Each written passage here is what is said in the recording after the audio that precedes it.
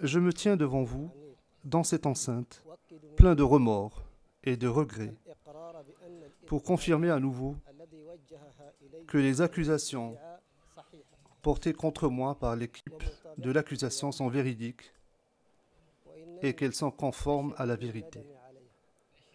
Je suis fort contrit de mes actes et de tous les préjudices que cela a causés. Les préjudices que cela a causés à mes êtres chers et mes frères à Tombouctou et à ma mère patrie, la République du Mali, tout entière. À l'ouverture de son procès, Ahmad Al-Faki Al-Mahdi a plaidé coupable d'un crime de guerre consistant en la destruction de monuments à caractère historique et religieux à Tombouctou, au Mali, entre le 30 juin 2012 et le 11 juillet 2012. Les audiences du procès ont eu lieu pendant 3 jours, du 22 au 24 août 2016, à la Cour pénale internationale à La Haye. Il s'agit du premier procès international se concentrant sur la destruction de monuments historiques et religieux. M. Al-Mahdi est le premier accusé reconnaissant sa culpabilité devant la CPI.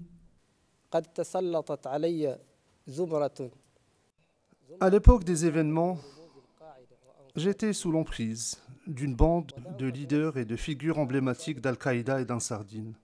J'avais cédé à leurs pressions et à leurs tentations. J'avais été comme emporté par une forte tempête de sable qui avait entraîné dans son sillage de nombreux oulémas du pays. Mais comme vous le savez, cette tempête passagère n'altérera pas les racines historiques profondes de la ville de Tombouctou et de sa noble population. Puissent les années que je passerai dans l'obscurité de la prison et les épreuves que je subirai être pour moi un feu purificateur qui me rende digne de clémence dans le cœur de ceux que j'ai blessés. Il ne me reste plus qu'à faire part d'un conseil à tous les musulmans du monde, qu'ils résistent à ce genre d'action dont les conséquences n'ont pas de limite et n'ont pas de bénéfice. Les juges ont interrogé l'accusé afin de confirmer que l'admission de culpabilité avait été faite volontairement, après consultation avec son avocat, et que l'accusé en avait compris les conséquences. Est-ce que vous comprenez que la Chambre n'est pas liée par les termes de l'accord que vous avez signé et que la Chambre n'est pas contrainte à accepter les termes de l'accord sur votre aveu de culpabilité? Oui, je comprends cela. D'ailleurs, cela faisait partie du document qui m'a été présenté. Faisant cet aveu de culpabilité et en signant cet accord, vous avez renoncé à beaucoup de droits dont vous auriez bénéficié autrement en tant qu'accusé. Est-ce que vous savez cela? Oui, Monsieur le Président, je confirme cela. Je confirme toutes les dispositions contenues dans la déclaration que j'ai signée. En ce qui concerne la fixation de la peine, Monsieur Al-Mahdi, est-ce que vous comprenez que la Chambre n'est pas liée par la peine de 9 à 11 ans à laquelle vous avez souscrit dans le cadre de l'accord avec l'accusation? Oui, je suis conscient de cela. Et vous comprenez que le crime qui vous est imputé peut conduire à une peine de plus de 30 années. Oui, je comprends cela. Cela figurait dans le document que j'ai signé.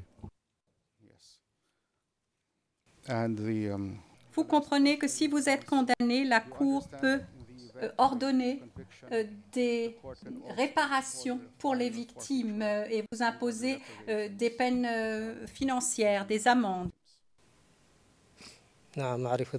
Oui, je comprends cela.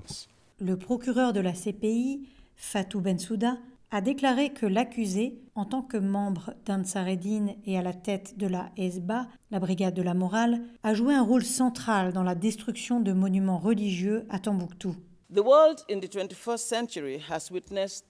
Effectivement, c'est notre héritage mondial qui a été endommagé par la destruction de 9 sites figurant sur la liste des biens protégés par l'UNESCO. N'oublions pas que ces bâtiments faisaient partie des 10 sites détruits à Tombouctou. Messieurs les juges, les appels des Maliens et de la communauté internationale en vue qu'une action soit engagée contre ces crimes graves doit avoir des résultats. Il appartient au juge de votre Chambre de veiller à ce que l'accusé réponde de ses responsabilités. Il appartient au juge de votre Chambre de poser la première brique de la jurisprudence de cette Cour dans ce domaine. Au XXIe siècle, le monde a assisté à de trop nombreuses attaques contre des monuments historiques et des biens consacrés à la religion, et des bâtiments consacrés à la religion, se reprend l'interprète. Cette tendance inquiétante doit être arrêtée rapidement. Cette réalité regrettable doit cesser d'exister. Comme je l'ai dit dans des audiences précédentes de l'espèce, l'histoire elle-même, qui est incarnée physiquement, est en péril par de telles attaques. Et elle ne se montrera pas généreuse si nous omettons d'en prendre soin ou d'agir de façon décisive. Fin de citation. Je vous remercie de votre attention. Gilles Dutertre a montré à la Chambre différents éléments visuels, c'est-à-dire des cartes, des photographies et des documents vidéo, montrant les 10 objets religieux détruits, 9 mausolées et une mosquée, et ce avant, pendant et après la destruction. 3 témoins de l'accusation ont déposé lors de la présentation des éléments de preuve de l'accusation. Le témoin protégé P0182 a recueilli des éléments de preuve dans cette affaire et a pris une déclaration de M. Almadi. Il a témoigné au sujet de ses conclusions relatives à l'occupation de Tombouctou, l'organisation des groupes armés, leur commandement et la destruction de monuments culturels entre avril 2012 et janvier 2013. Il a confirmé que l'accusé a coopéré avec les enquêteurs et que les informations qu'il a fournies ont aidé les enquêtes dans cette affaire.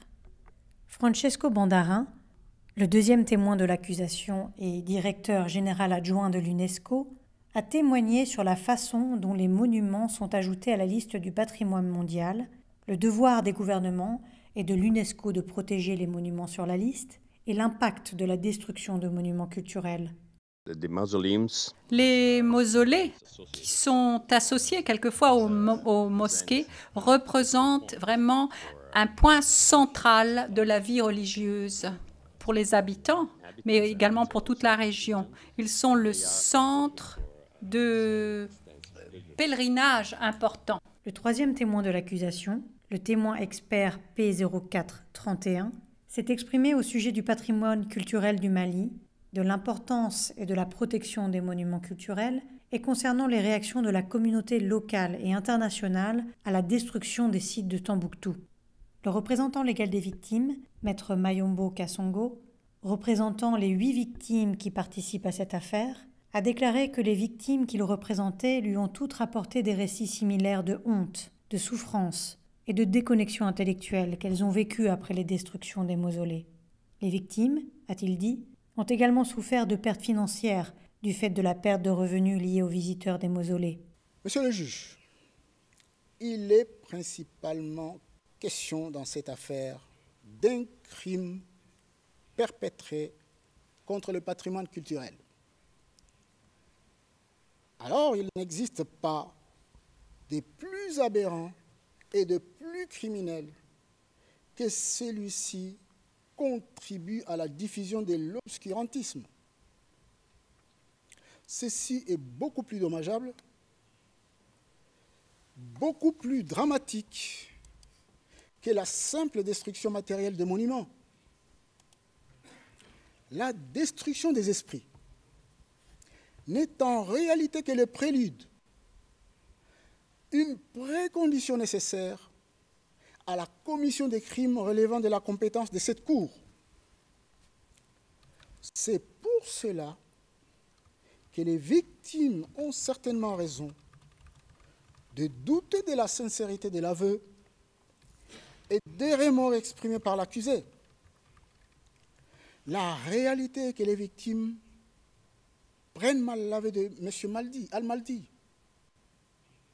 Certaines pensent même que l'aveu de culpabilité ne sert que les responsables de ces crimes. J'en témoigne parce que j'en reviens.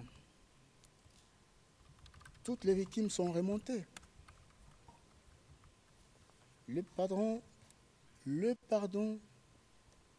est prononcé au mauvais endroit, selon leur dire.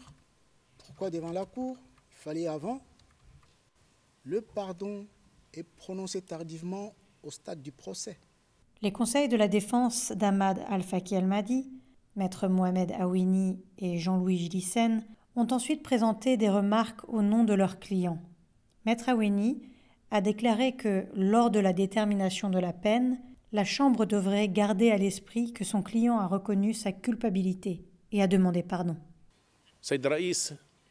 Monsieur le Président, Messieurs les juges, Monsieur Al-Mahdi est ici devant vous aujourd'hui. Il admet en toute honnêteté et dans tous les détails le crime dont on l'accuse. Il exprime de graves remords pour le résultat de ses actions. Il demande votre pardon. Il demande le pardon des victimes, de ceux qui ont souffert, les enfants, les petits-enfants des saints. Il demande le pardon de la population de Tombouctou, de la ville de Tombouctou. Il demande le pardon du peuple malien. Il demande le pardon de toute l'humanité. Il demande à tous les musulmans dans le monde le pardon. Et il leur prodigue le conseil suivant: ne suivez pas mes traces, ne répétez pas mes actions, ce serait extrêmement grave et ça ne peut plus être corrigé. Et il a collaboré avec la Cour et il est prêt à poursuivre sa collaboration avec la Cour pour que la justice puisse être faite, puisse être rendue. Il souhaite participer. Il souhaite œuvrer à la réconciliation et à la paix dans son pays, le Mali. Et il vous demande d'être clément, d'être indulgent et de faire preuve de bienveillance lorsque vous prendrez votre décision. Je vous remercie. La Chambre de première instance 8, composée du juge Raoul Pangalangan, juge président, du juge Antoine Kessiambe Mindoua et du juge Bertram Schmitt, rendra son jugement et, le cas échéant, la peine applicable, le 27 septembre 2016.